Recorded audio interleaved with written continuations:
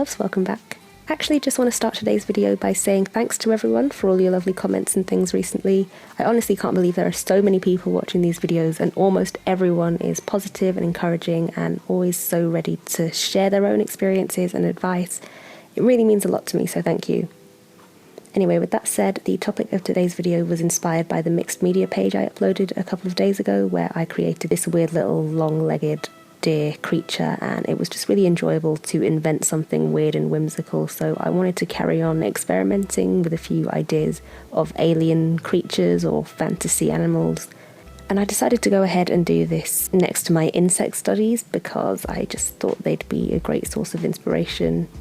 I was gushing about the limitless number and combination of different forms that you get in bugs back in that video, and again looking at them here and online while I was drawing on this page just kept the ideas flowing. So I started out just doing heads. I know it seems like I've been getting really adventurous and creative with my art recently, at least by my previous standards. But there's still always a lot of fear and apprehension, so I do try to ease myself into newer things like this. My basic approach was to just start out with a few shapes and kind of add features and extra bits, again looking at bugs for ideas of little flourishes that I could add. What I'll do next time I decide to do something like this, to push it further, will be to add colour. But in a way I do like how the black and white of this page compares to the brightness of the one next to it. So altogether I'd say that I probably spent a good hour and a half, maybe 2 hours on this page. I don't know if that's a long or short amount of time for this kind of thing. Most of the time, in fact all the time, when I'm drawing, time really doesn't come into play at all. That's why I usually can't really answer people when they ask how long something took.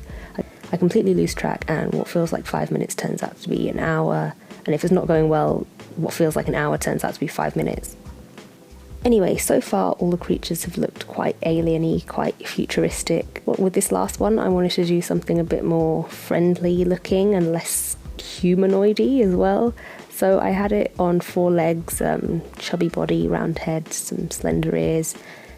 It still doesn't look typically cute, and I think the thin long legs and the neck still give it quite an almost robotic look, but it's pretty cool. I think it's kind of cute in the face. If nothing else, I probably wouldn't be too concerned about it attacking me if I bumped into one out in the open. I honestly don't even know what I'm talking about anymore, so I'm going to leave it there, I think. I hope you all enjoyed today's video. I will see you soon for the next one. Thanks again for being amazing. Bye.